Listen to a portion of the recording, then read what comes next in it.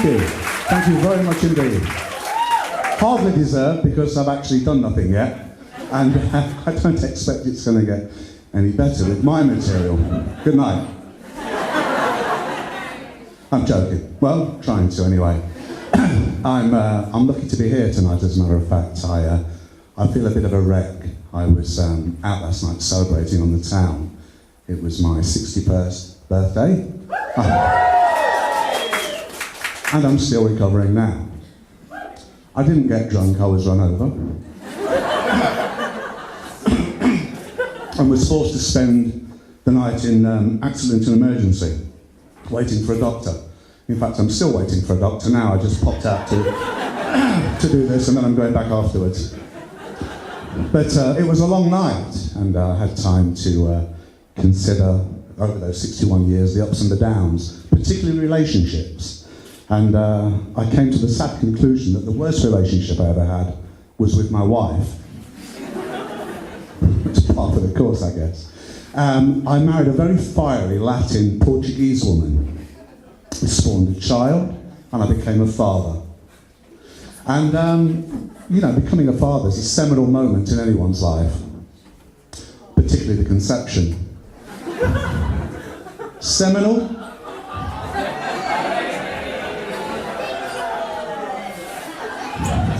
Seminal and messy, but nonetheless effective. And then, 9 months later, at the ripe old age of 43, I became a father. I'd already done the work by then. But it's a strange time of a person's life, particularly a man's, and I find myself looking longingly at sports cars and having very wild mood swings. And that's when the sexual fantasies kicked in. One of which included the nurse that was giving birth to my son. And I realised all of a sudden I was having a midwife crisis.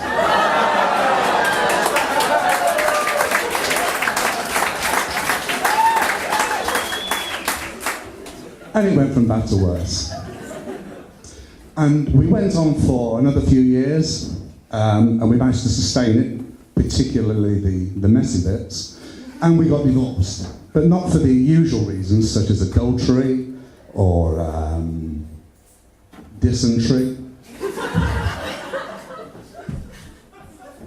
or domestic violence. No, we got divorced for something that's called legally syntactic. It's something syntactic. We had syntactic differences. When we first went out, because she was Portuguese, she used to come out with cute mispronunciations, and it was quite nice and quite charming and quite endearing. But the longer the relationship went on, and the greater her vocabulary, the worse these mispronunciations became. And it became publicly humiliating for me, particularly when we started hitting the dizzying heights of the Islington dinner party circuit. I've been there and got out.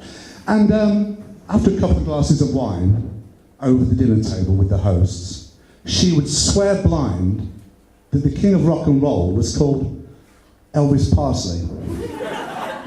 Yeah, it wasn't funny.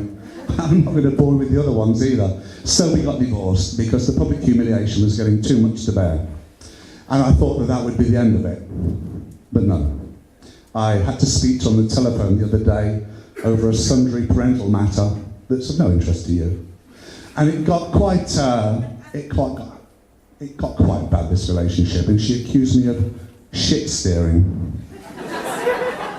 And I willingly admit to having driven a number of crap cars that never knowingly steered shit. I wouldn't know why you would do that. But there is an upside, and when I was sitting there, I thought about the good relationships I've had. One that's happened fairly recently, actually. I had cause to speak to a young lady, well, not young actually, but I spent an unsuccessful academic year trying to seduce. 40 years ago. This is a true story. Anyway, we got together and we did consummate the relationship. Amazingly, and thank God we did. Not a day too soon, because 40 years is a long time to wait. and my scrotum was in danger of assuming the proportions of a space hopper. Which it basically didn't, and it would have been, no doubt, as uncomfortable as it would have been unsightly, particularly for you people in the front row. Count yourselves lucky that she made it, and I did as well. And then, of course, it evoked all sorts of nostalgic memories about the 70s, and I realised what a masculine kind of decade it was. There was a lot of products out there on the market that had what I considered to be called penile promise. And I thought of things, and it's not a comedic leap by any means from the next product I'm going to speak to you about, rhyming with hopper, but it does, coincidentally. It was something that we put it in between our legs and rode around on, and it was called a chopper.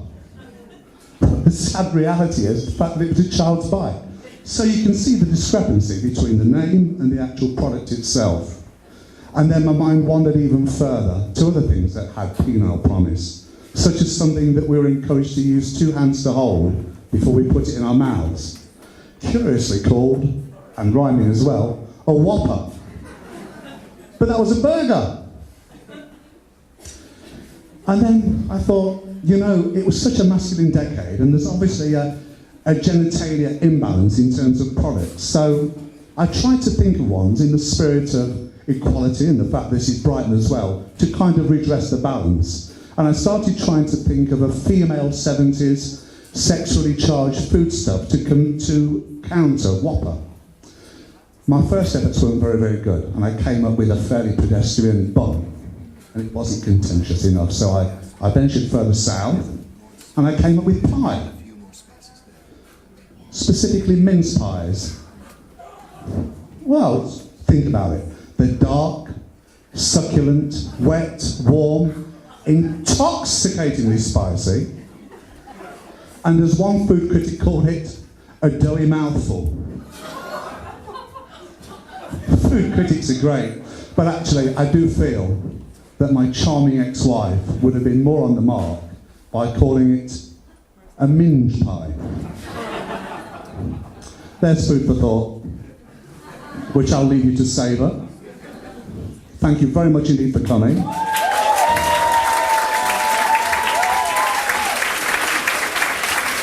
Me, I'm going back to A&E to have my scrotum service.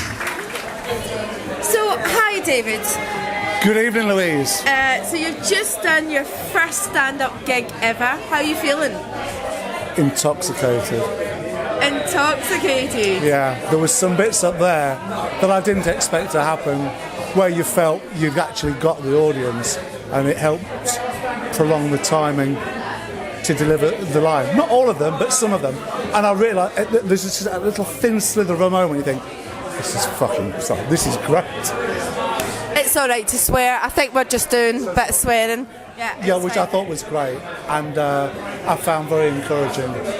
And the thing is, because it encouraged us to practice so much, and I did, and I was pretty word perfect, it meant that I found the material could be a lot more flexible on stage, and you could add to it, and I quite like that, and I thought it's a good foundation course to build on, with lots of other things to put together. And will you go on and do more stand-up?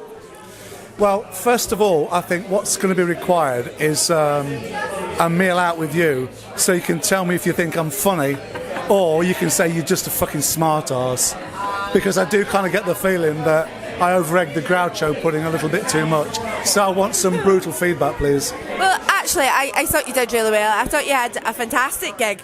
And to open the gig in a big night like this, I thought you did marvellously, actually. And you can get a bit of feedback.